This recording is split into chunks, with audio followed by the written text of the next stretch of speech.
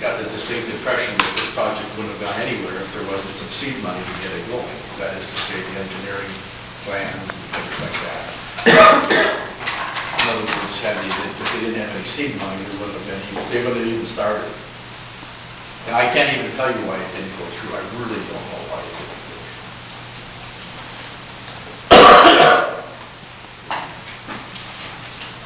In moving forward here, I think we still have to follow the procedure. Maybe we could have a motion here to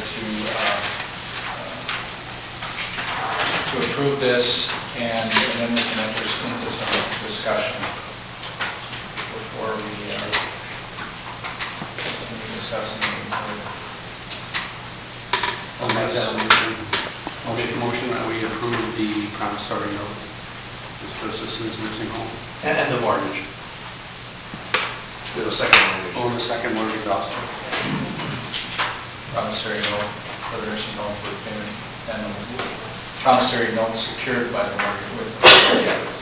But again, I don't want anyone to believe that that mortgage is, you know, it isn't the first mortgage ahead of it, and how much that property is worth, I don't know. I think that's the best we could do under circumstances. I support it. Support by Lamb. Discussion. At this point, you want to get into any detailed discussion, more detailed discussion on this? Any more questions? No, I feel like Mr. Cossey did the best that he could in that situation, and seems like our best option. Thoughts? Trying to understand and maybe help answer a question that was raised was, Dennis, you didn't know how this actually came to be in terms of how the money was dispersed. What I did was I didn't go back and try to recreate what happened. I did satisfy myself. Looked at the check that was written on, the check that was written to the Brownfield Authority, and talked back with the Brownfield people. And they confirmed that they had passed the check out, with the fact the check was passed on to Joseph's.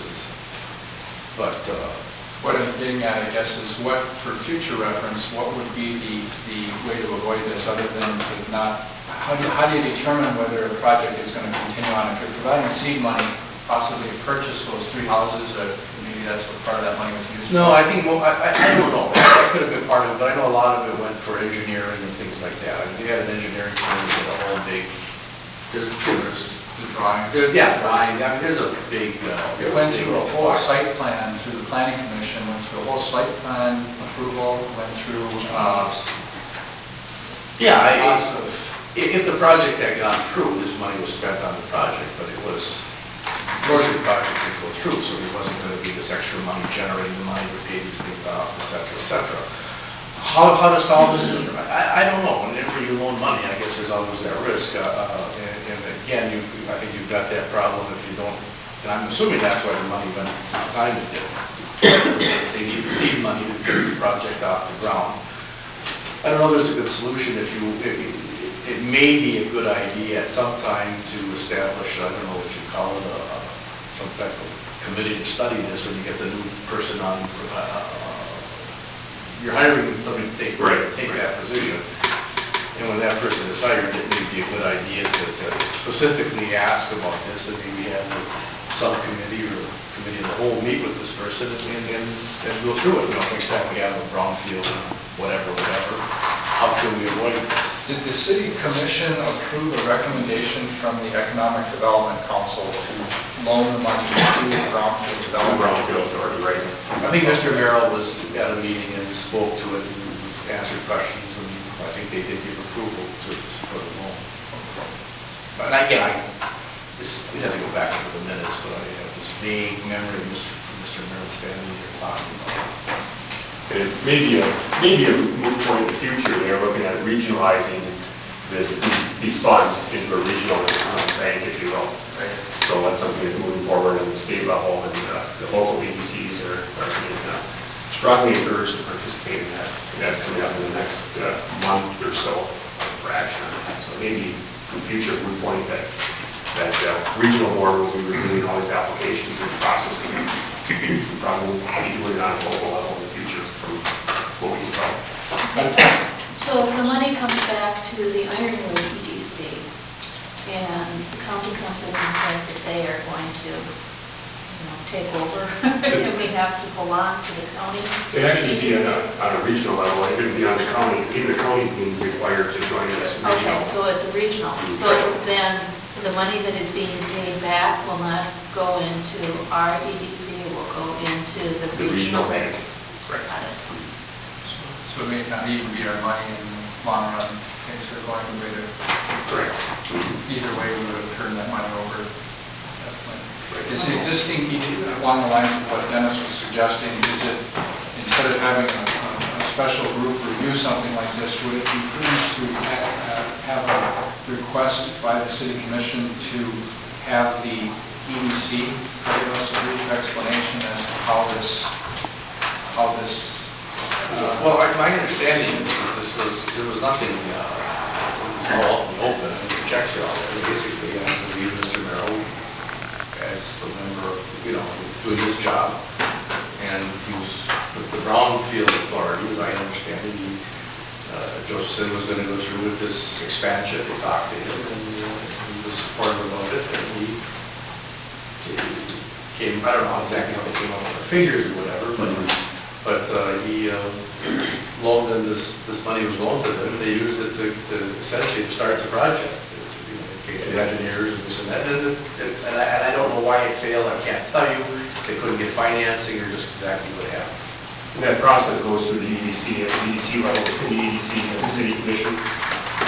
And then through this process, check went to the Brownfield Authority at the county level.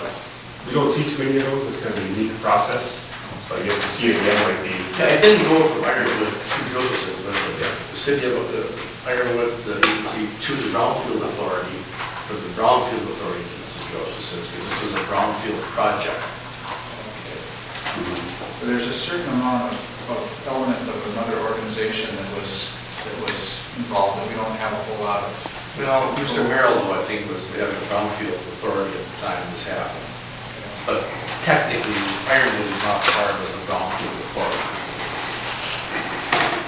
That's a county. That's a county, it's a separate board. It's a board of individuals that review Brownfield requests that come through. Did he happen to be a member of that as a city representative or just As a county, he wore two hats. He was actually funded partially through the county EDC and partially through the city. So that was a different makeup, and now we essentially changed that. The county EDC director is funded entirely through the county, where the community development director is funded entirely through the city. So we changed that structure when Pat left and Dan came on board. So which has kind of eliminated a potential conflict. I think there, you still had, two individuals. Situations.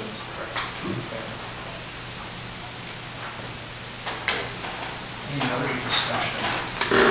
My only thing is, and I don't want to beat a dead horse because we've already talked about it, but assuming that we don't regionalize, which probably would make this a non-issue, it really does have to be more oversight at a loan of this type. I mean, this isn't your typical EDC $10,000 grant. I mean, $100,000. It's a lot of money, and this is in an embarrassingly bad position. I mean, in a sense, we provided seed money for them to purchase property that now that we find ourselves back in position and on a mortgage to have to recover. It was more than just property. Well, I know there It was was, the engineering. but assuming that part of it was this property that now we're second priority, I mean, that's absurd. I don't know, I think only that happens in government because the survey does not happen in real life, but this volume of money, and the collateral is not very good. I understand it's normal to be second priority, but is there any other collateral that was explored?